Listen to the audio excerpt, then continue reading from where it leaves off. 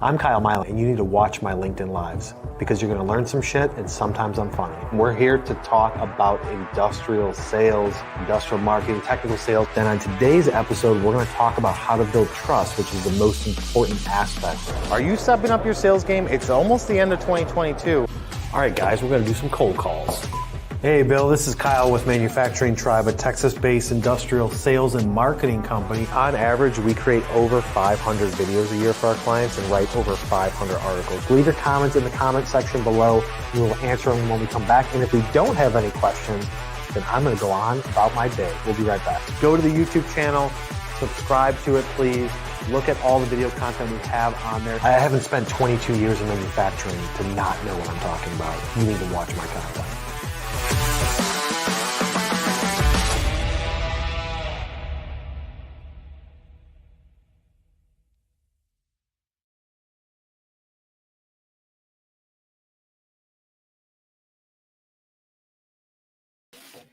What's up, guys? I'm Kyle Milan. It's Thursday, and hopefully we get a lot of people for the show because we're doing a talk shop today, but we're doing it a little bit different. So today's talk shop, we're bringing in Jim Mayer of TCO Strategies, and it's not going to be me interviewing them. It's going to be Nancy Bell, my marketing manager, and they're going to talk about some interesting stuff. Definitely going to get funny on this episode, so you guys need to watch it. For those of you that are new to the content, go over to YouTube, turn on notifications after you subscribe. If we're not connected on LinkedIn and you're watching this on YouTube, shoot me over a connection request as long as you're not going to sell me some shit I don't need. I will accept it. But make sure that you subscribe to the channels. The whole episode will be published on YouTube once we get it cut down, and it'll live there forever. Is that good enough filler? That's a good enough filler for now. So what we're going to do real quick is do a quick 30-second break. When you come back, I won't be here. Nancy will be in the seat, and you are in for a treat with this very entertaining episode. I had to switch up the flow, show you the way that it go. God is good, but his life is hard. But it gets better when you grind it smart. I'm just really trying to leave a mark. We tired of being who they said we are. That's the become, we gon' take it far. I was the real, we don't fake it all. Tired of 9 to 5, just making enough to survive. Only living on the weekends. You really thinking that's why I'm alive?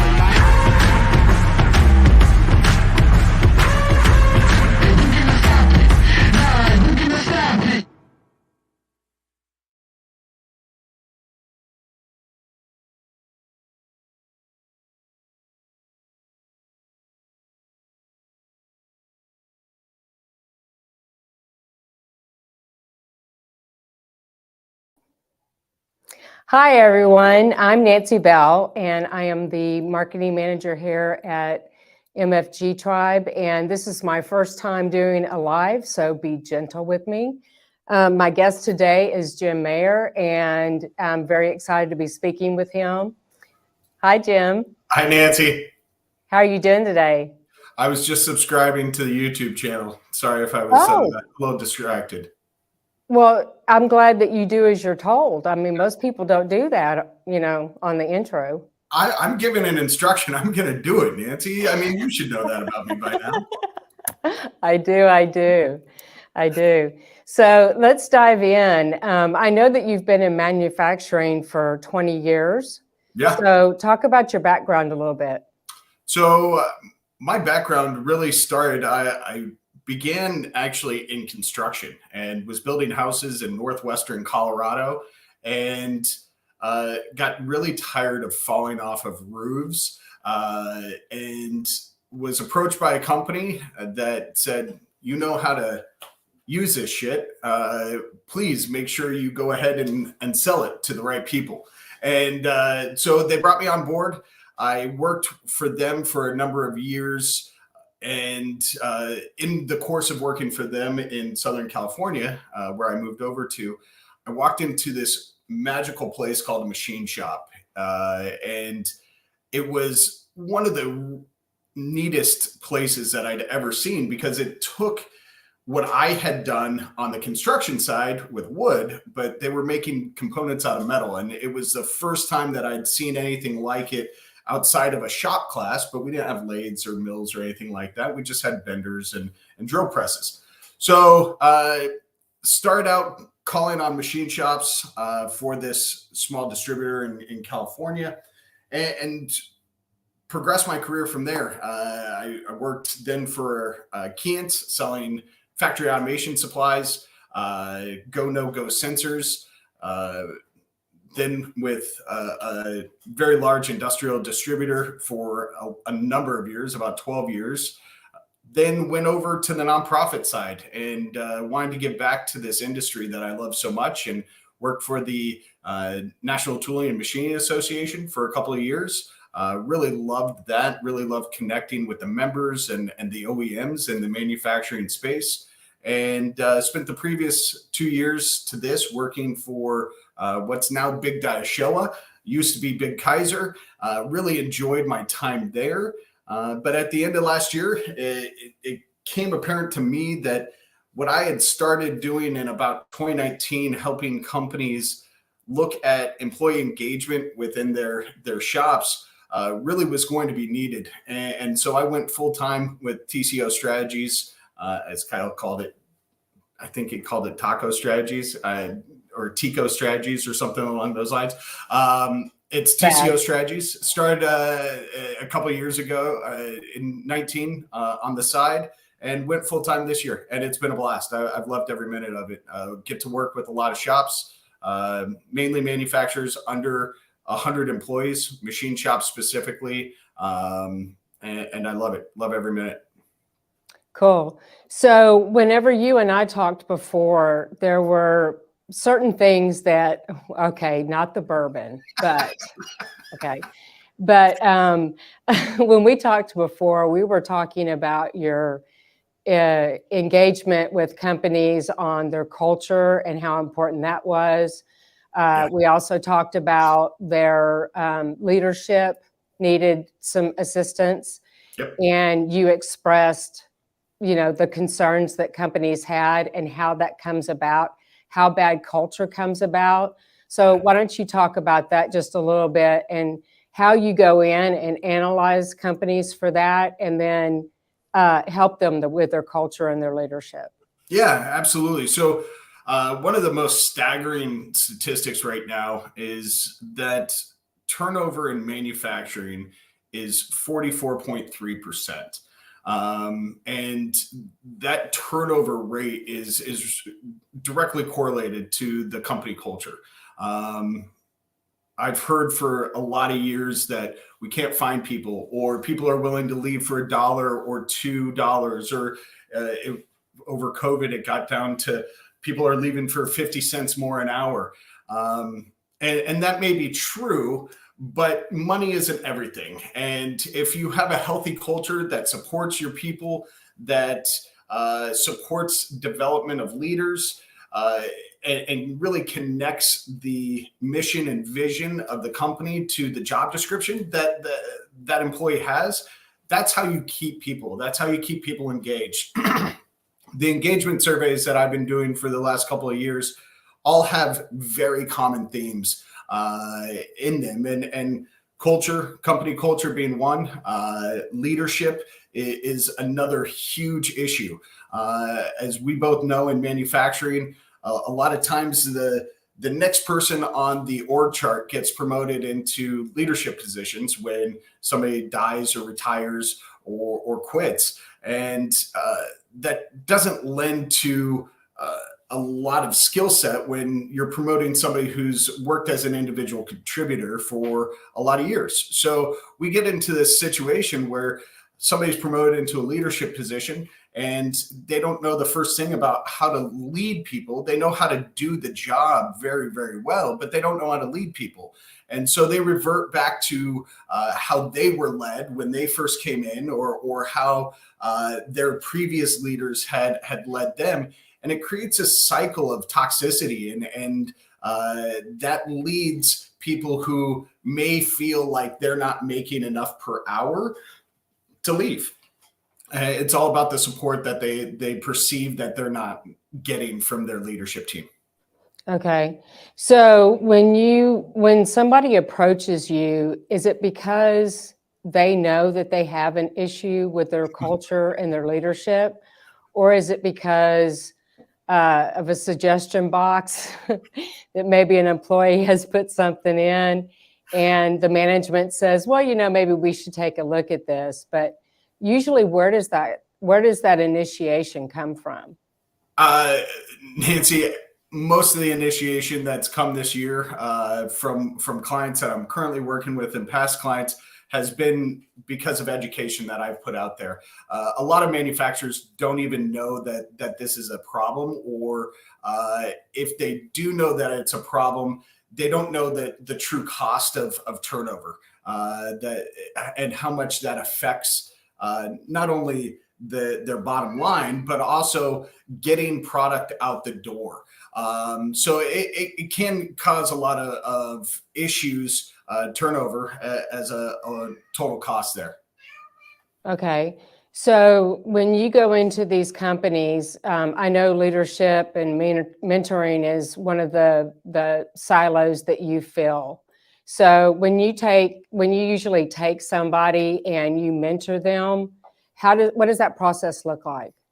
So there have been different ways that we've connected people with mentorship programs. One of the things that we've done successfully for one of my clients is we took business students from a MBA program close to my client's location, and we actually paired MBA in process students with emerging leaders at this organization. It helped give kind of a peer-to-peer mentoring type scenario where it wasn't, pardon me, it wasn't somebody that was established in the company or in the industry, but it was somebody who had gained a lot of knowledge, and the mentorship actually went both ways because the people in the shop, the emerging leaders within the shop, got a lot of business skills that they don't necessarily get on a regular basis. But the business student then also got some understanding of what practical employees are looking for and how the real world actually works, right? So that's probably been one of our more successful mentoring programs that we've helped set up for a client. But look forward to other ideas and other ways to set up mentorship programs. Okay. And so one of the things that we talked about when we were on our call was how you had gone into a company and you had brought a lot of, how do I say this delicately, needs to their attention. Yeah. And they were doing well while you were in and around, but as soon as you left, that fell off again. Is that a common theme in manufacturing, or is it becoming less and less? No, it's a common theme, and it's a common theme, Nancy, for really any company. One thing that companies need to understand as they're going through a cultural transformation, change management, it doesn't happen overnight. It's an ongoing process, and you have to continually work at it, and you have to put the right people in the right seats within your organization to help through that cultural change, through the change management process, so that it doesn't revert. Because Nancy, one of the biggest issues that I've seen with companies and clients that I've worked with is once you bring somebody in that talks about healthy culture, that helps and puts that roadmap in front of them, whether it's TCO Strategies or somebody else, if you don't follow through, if you don't continue with the work that needs to be done, the day-to-day operational work, you really get to a point where your employees then become less engaged because they heard how great it can be. And now those things aren't being followed through. There was a plan put in place and it was shared with the entire organization, but those things aren't happening. And that really can crush employee engagement in the culture itself within your organization if the ongoing work isn't completed. Yeah, so I'm just curious, after you leave a company after doing this assessment and putting things into place, do you ever have employees reach out to you and say, my employer is not following the protocol that you put in place Yeah. as a concern?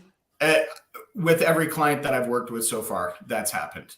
And my advice every time is we built a culture of accountability and a culture of trust in the work that we did. And that's really what we aim to implement, is that trust and that accountability, so that these companies can achieve the results that they're looking to achieve.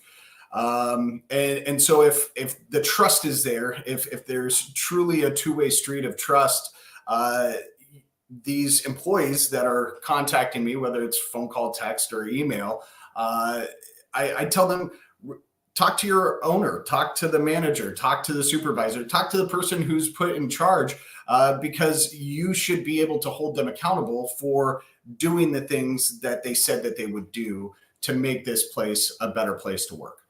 Right, right.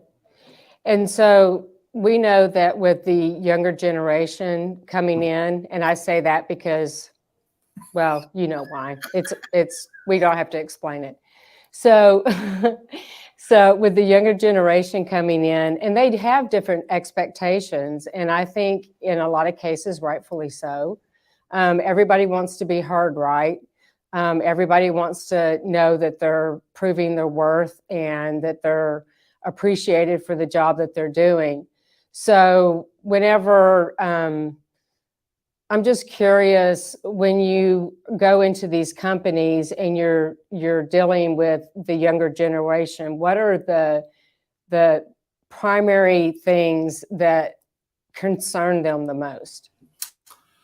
I think the biggest concern is not knowing, again, going back to that connection of what their job, their role within the organization is, and how that connects to the mission and vision of the company. They want to know that they're doing something that's part of the greater good. And that could be the greater good as far as putting people into space, or making parts that go into the human body to help grandma walk better.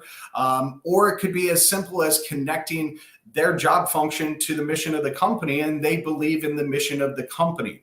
But if those things aren't defined, and their job and their role within the organization isn't connected to that, they become disengaged very quickly, quicker than most generations, and they will leave quicker than most previous generations. So making sure that you have created that connection for them and are able to connect those dots is super important. These younger generations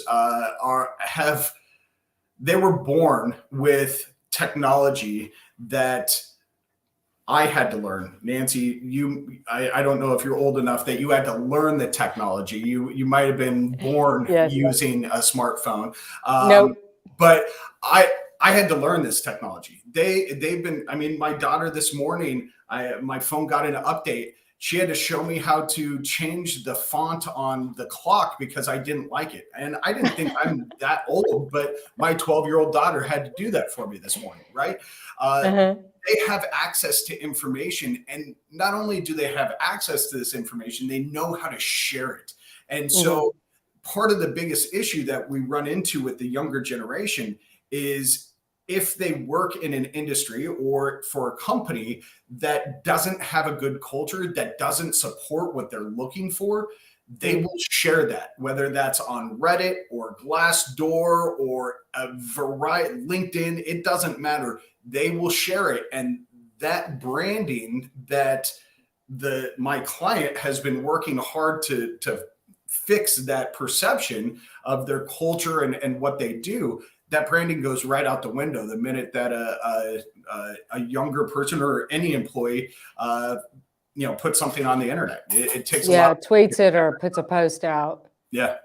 See, that was going to be my next question. You just beat me to it. So, yeah. So initially, whenever you came to MFG, and we had our conversation, we had our discovery call, what was the primary reason that you came to us? because I can't do everything myself. MFG, Greta was phenomenal in talking with me and then setting up the meeting that you and I had. What I've realized as a business owner in the manufacturing space, even though I don't manufacture anything other than healthy cultures, is that I'm not an expert at everything, right? And I'm not equipped to do the things that the MFG tribe is able to do. You guys have resources to be able to crawl the SEO of my website. I don't have that. I'm sure I could find it, but even if I found a tool to do that, I wouldn't know what to do with it. And Nancy, you've been able to run that crawl of my website, give me pointers on where my website is strong, but also more importantly, where it's weak, and what we can do to get that up to par to create a more compelling message and change the perception of what TCO Strategies is. Right. And one of the other things we talked about was partnering, because the companies that you were working with needed a social presence. Absolutely. Which goes back to the, to the employees commenting and tweeting, and a lack of presence for the company brand on their actual sorry guys, on their social pages. And one of the things that these companies are really looking for is to attract people into their space and to gain employment. So can you speak about that just a little bit? Absolutely. A lot of the manufacturers I work with, they don't use their website to get new business.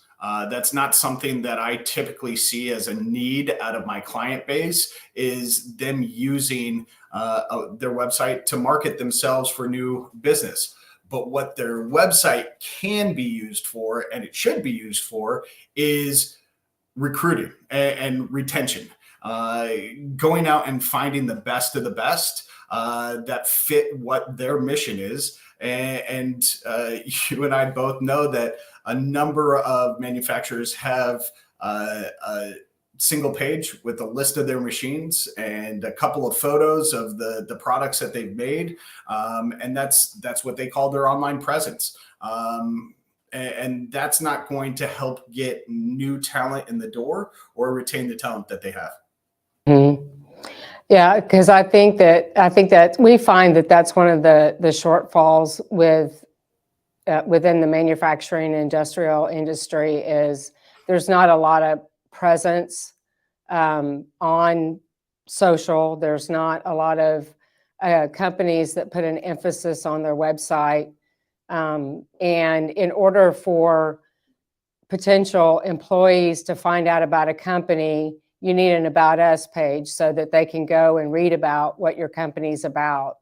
They want to see the posts that other employees have put out there about, are you a good company to work for? And I think that's a very important factor in attracting new talent. Absolutely. And yeah, you've got to be able to attract talent and retain them somehow. And having a robust online presence is a great step in that direction.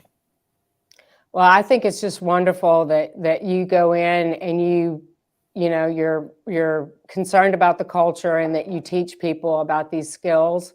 I think it's a very much needed skill set, if you will, for the industrial industry. And I wish you all the luck in the world and, getting new clients, because I think that it's, especially as we've talked about with, the up and coming younger generation, they are so smart. Absolutely. I know myself, I work with younger people and I am amazed by them constantly. Oh, I mean, just amazed. Wow. Yeah. Yeah. So anyway, I think it's great that you do that. Right now, we're going to take a little bit of a break, and then we'll come back and we're going to have some fun.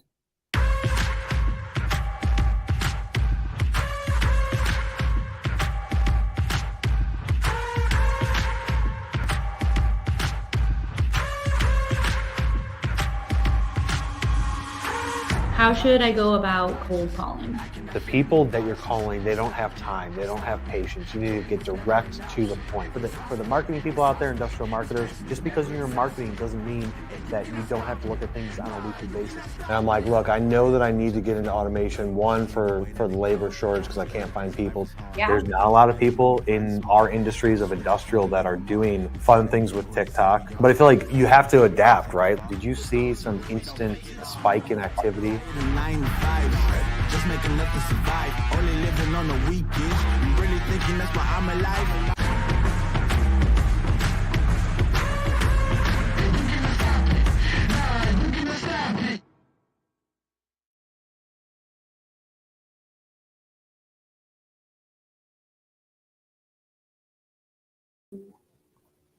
Okay, guys, we're back.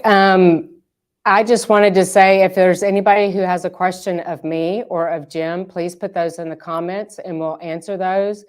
But to give you a little bit of time to ask some questions, we're going to have a little fun with Jim. Uh-oh. Wait, can I ask a question real quick? Because Yes. in that little trailer, Kyle talked with one of his guests about TikTok. Is that something I should be doing, Nancy? Because I don't dance very well. So should I be doing TikToks? Listen, Jim, we had this conversation on the call. And what did I say? Get your 12-year-old to teach you how to TikTok. Didn't I tell you that? You did. Yeah, that was. Yeah. I think that's directly a quote from what we discussed. So Yes, yes. You know, we put stuff on TikTok. It's becoming more and more popular. I feel like, you know, you have the personality. You are personality plus. Well, So yeah, do some videos and put it out there. You never know who's gonna see it. I mean, it may be the younger generation. They get an idea and they say, "Ma'am, this would be a really good fit for our company. I'm going to show this, Sure. you know, to upper management.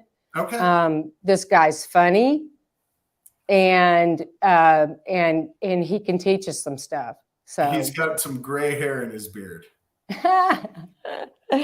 well, we can't all put the box on our face, can we? All right, let's have some fun, Nancy. Okay, all right. So I have a question back to you. Okay.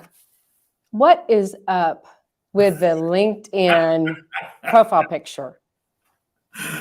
I want the story, because really, I mean, you know me. Yeah. So the way I really want to ask this question, I can't, because I will get kicked off of LinkedIn. But I want the story. So that is a photo from IMTS 2018. Allied Machine and Engineering had their party at Spin, which is a ping pong social club. And there are a couple of locations of Spin across the country. And I may have had one of those famous whiskeys we've talked about. Three Fingers. Two. And there was this giant bathtub of orange ping pong balls. And my friend that I was with, Matt Gilmore, said, "Jump on in. I'll take a picture of you in there." And so that's what I did. I jumped in. He took the photo, and to me, it was just a fun photo. My wife is actually the one who suggested that I put that as my LinkedIn profile picture, because it shows that fun side of me. It's not just a serious headshot. It shows a fun side of me. So that's a story. It was a fun night. Obviously. Kudos to, I mean, you climbed in a tub in public. Yeah. Anytime you end up in a bathtub full of ping pong balls, it's going to be a good night, Nancy. Yeah. I mean, and I'm sure you had a little more bourbon after that, huh? Oh, Yes. Oh, That yeah, yeah. that's one of the joys of IMTS is especially when no, either way, is the amount of booze directly correlates to how many leads you get in a given day. And so we had a lot of fun that night. That's awesome. When I saw that picture, I said, "Yep, that's him in a tub." Yeah. In a bathtub of ping Yep. pong balls. Yep. Okay, so now the real fun begins because right. we have some rapid fire questions. Oh, And boy. I'm just gonna, right off the top of your head, don't think too hard, okay? You'll see smoke if I do. Yes, that's my concern. Okay, so what did you eat for breakfast? Rice Krispies with blueberries. Aw, what a healthy boy. What was the worst job you've ever had? TCBY yogurt. And that was when I was 15 years old. And the worst part about it was having to clean the machines at the end of the day because those soft serve yogurt machines are disgusting. I still to this day have a really hard time going to any of those self-serve yogurt or ice cream places. Those machines are gross. Okay, so I've only done that once and I'll never do it again. Thank you for the feedback. Yep, you got it. Okay, what is your favorite purchase you made this year? The trip that my wife and I took to Puerto Vallarta. It was in the summer, so it was hot and humid in Puerto Vallarta, but it was our first vacation since before COVID together, just the two of us. It was phenomenal. I highly recommend people go to Puerto Vallarta. Oh, I'm all about it. I've been myself a few times. Okay, what is your caffeinated beverage of choice? Coffee. Oh, a man after my own heart. What's the last movie you saw? Top Gun, the new Top Gun movie. I saw it on the plane 2 weeks ago. You're ahead of me. What is your favorite way to get in some exercise? Be easy here. Okay. My wife and I, when I'm home and don't have a meeting over lunch, my wife and I walk every day.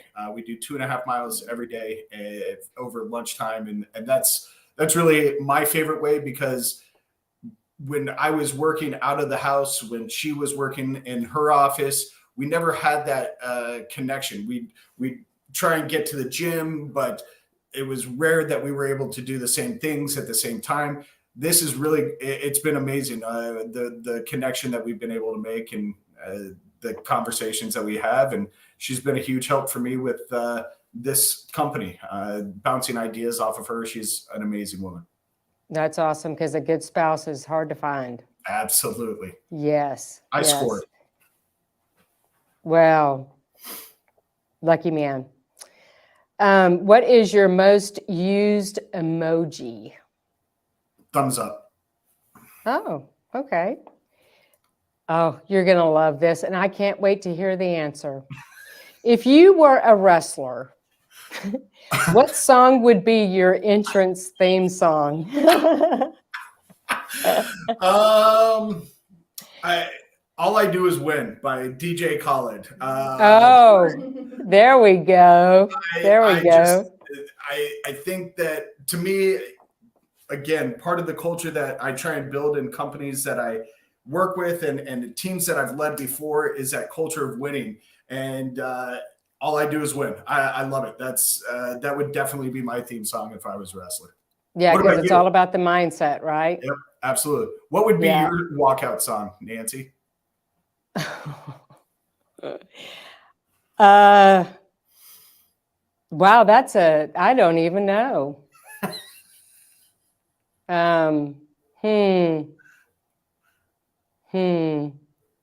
Let's see. I have my combat boots on today. You do. Yeah. Puts my slippers to shame. Yeah. I don't know. I might have to do the theme from Rocky just because. There you go. Yeah. Yeah. I was thinking maybe something Miranda Lambert, gunpowder, whiskey, Listen, I don't want to give people the right impression about me. Okay. So thank you for giving away my true self. I You're very appreciate you. Oh boy. Yes, folks, I am from Texas, born, bred, and raised, and everything that implies. Oh, now my moving favorite on. Texan. My What? favorite Texan. Jeez. Okay. Does your car have a name? And if so, what? This car does not, but and I've only named one car that I've ever Mhm. had.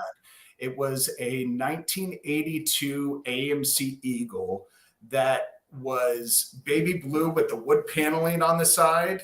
Oh, It had baby blue interior, some shag carpet on the ground, and that was Lucille. And it had an 8-track player that had Sweet Emotion by Aerosmith stuck in it. And I would crank down both windows and cruise through the small town that I was living in at the time when I had it. It was awesome. well, that's they knew you were coming then. Oh, yes. Yeah. Every Yeah. time They could hear you before they saw you. absolutely. And I was Yeah. singing along with it. So that made it even worse. Okay, so here's my final question to you. Who is your favorite person that has ever interviewed you? Nancy, by far. I gotta say, Nancy, I know you were nervous. You've done an awesome job. You made me feel comfortable. You made the audience laugh. You've done an awesome job. Keep up the good work. Kyle's got a run for his money for this job here.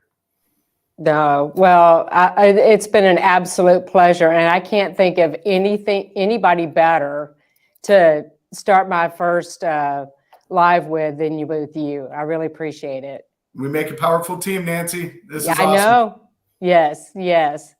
Okay, well, we're gonna close up for now, but we appreciate you joining us today. And everybody, please be sure to go over to our YouTube channel and subscribe. And sorry, I am new at this, so turn on your notifications. If you're a podcaster, we're on all of the channels on the platforms. So just search technical sales and marketing, and be sure to go over to LinkedIn and find me, send me a connection request. As long as you're not trying to sell me some shit, I'll connect with you. Thank you so much. Bye.